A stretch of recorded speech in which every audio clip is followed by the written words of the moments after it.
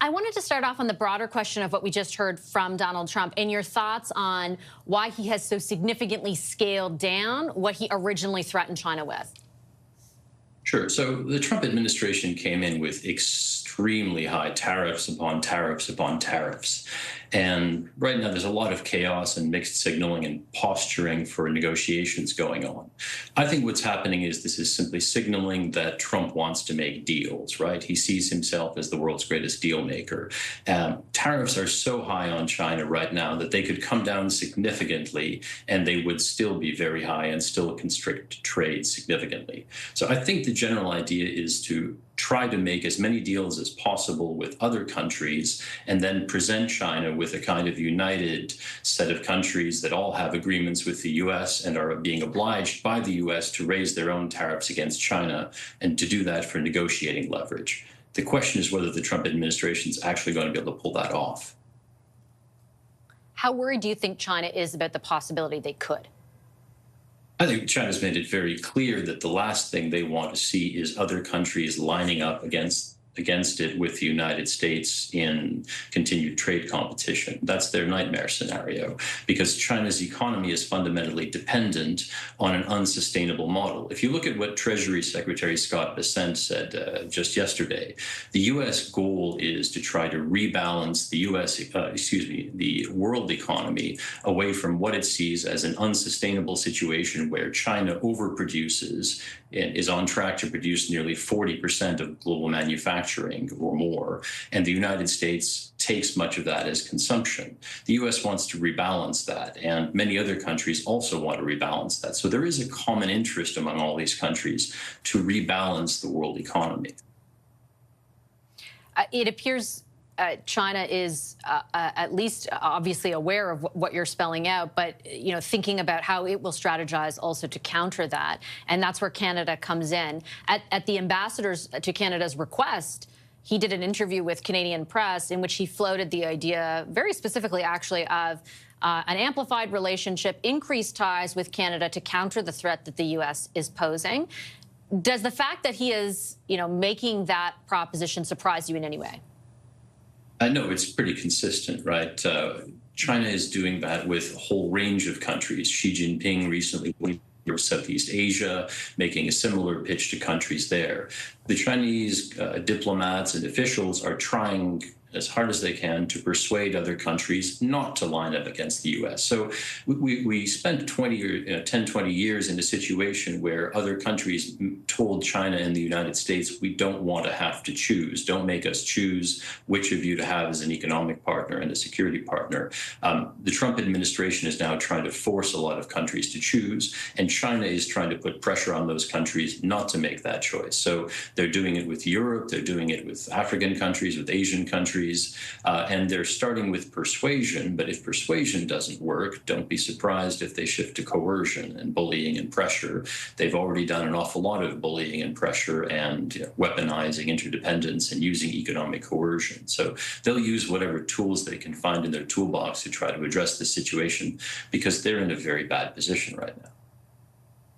So what is the best, perspective you have to offer Canada, and in particular, for example, the ambassador said, I'm meeting with bureaucrats. I imagine it will elevate as soon as there is a newly formed government to the political level as well. Like, what is your best advice for what to consider when that prospect is floated?